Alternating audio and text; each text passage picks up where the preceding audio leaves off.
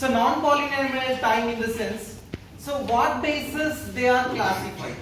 Basis upon what? Basis upon their storage area, and the other thing is how much of time it will be taking, right?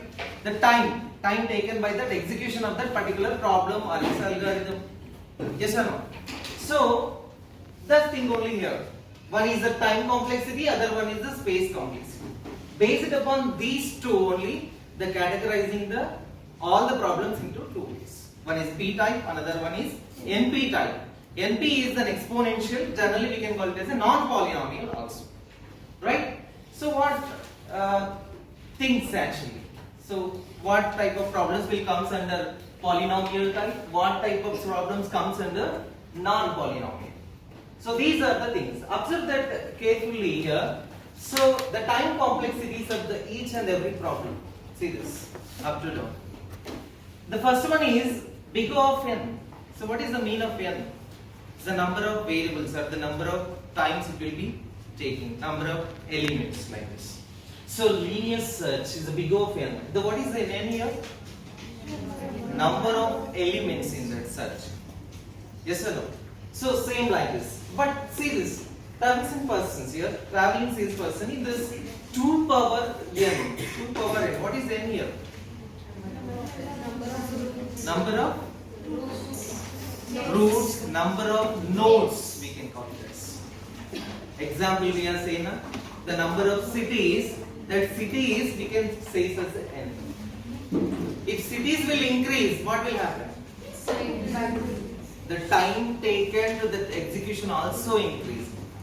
Yes or no? If n is decreasing, if n is only 1, how much of time it will take? Only 1. Right?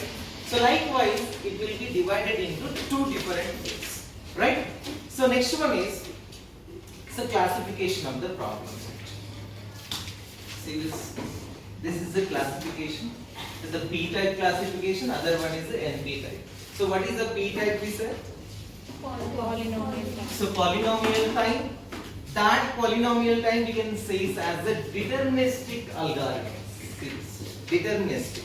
I said that word deterministic is, so in the algorithm and in the problem, we know that each and every step meaning one. How it is executing, we clearly know it. That type of algorithms we can call it as a deterministic algorithm. The second one is non-deterministic in the sense, some of the statements, how it is executing, we don't know. Example also we have seen at the last class. So this is an example.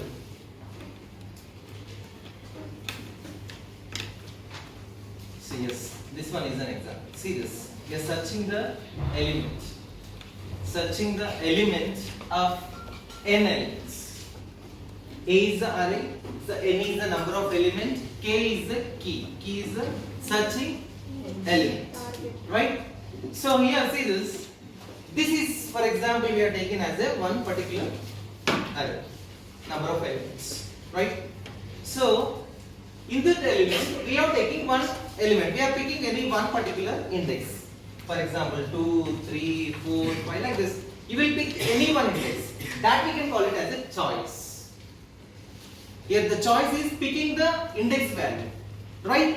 So for example, I will picking the index is 4. I am picking the index is 4, right? So here the key value actually what he has given is, the key is 9. The key value is 9. Actually that is present at second location. The index 2. The index 2. But generally randomly we have selected index 4. In that particular location the key value is not matched. The key value is not matched. That only wrote here. The right J, it is success or failure? Failure. Yes or no? The index value is not available here. If it is available, it will be success. Otherwise, it will be failure. That is the algorithm, but the non-deterministic algorithm here. So algorithm is good, the steps is good. So what is the new thing here? So what basis you are selecting the item? The what basis you are selecting? మీరు ఎలా select చేసుకోవాలి? How it is? Okay, here only that 4 or 5 element indexes values is there. You are selecting randomly. First time is fail, second time is fail, third time you are selecting 2. That time it will be matched. Right? Randomly we are selecting, but any one particular time it will be matched. Okay, but the list of that elements is more like 1000, 2000. How it is? How you are picking the element? How much of the time it will be take? We don't know. Right? So that's the reason if these algorithm we can call it as a non-deterministic algorithm. The algorithm is not a wrong, but some statement is not in clear. That is the main intention. Right? So these are the things we already completed. Yes? So now the next concept is satisfiability. Satisfiability. The next important concept is what is the satisfiability. So what is the satisfiability? We will take with the example as well.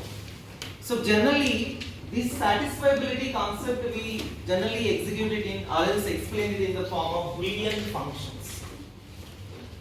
Boolean expressions. What is the Boolean expressions? True or false. Generally, Boolean expression meaning is true or false. That's it. Which gives the result. Which give the Result as true or false. give the result as true or false. Right? Okay. We'll pick that type of problems. Right? If one problem is solving, right? Other one, we say that other one also in the similar fashion.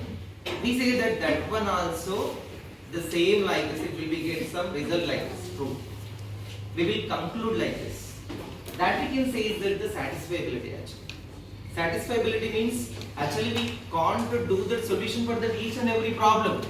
We do that one problem that is similar to that other one. That other one also we can say is that is also the solution will be the same like this. Likewise, that is the satisfiability we can see this. Actually Boolean functions, what is the Boolean here is, for example, see this one small thing. One set is there like this, some A, B, C like this. White color. Right. So for example, A is a one element, so B, C, D like this. There are the several elements is there in the one particular set. Right? This is it. In this particular set, what we are doing now? We are doing some operations like place, dot, negation. These type of operations we are performing on this particular set. Right? Means that, for example, I will write the statement like this: A plus B. This is one statement, right? Yes or no? But here the thing is, we write this place and dot and negation symbols is like this. A and the operation we will use generally this type of symbol. Or this symbol we can call it as generally or. I think you know it. Yes, right? So likewise, we represent the statements in this type of format. We can say that this is the Boolean functions. And make it this one if one negations also like this, negations. Yes or no? Yes. These are the negation symbols. Still negation is also like we use like this also. Negation symbols. Like looking like a tilde in the keyboard. Right? The same symbols like this we can call it as a negation. Right? So these type of problems generally we can call it as a Boolean functions. Okay. See this, what is the Boolean function with the help of one example. A Boolean formula is typically expressed in the conjective normal form. See this, what is mean of conjective normal form, disjunctive normal form? I think you know it. Yes. Right? You have it somewhere else in the DNA. Yes, sir. Yes? So conjective normal form, what does that mean? That statement looking like this. Conjective normal form. It is looking like A and B and B or C like this. These type of formats. Yes, sir. This generally we can call it as product of sum. This is product. This is the product. Product of sum we can call it as a CNF. Sum of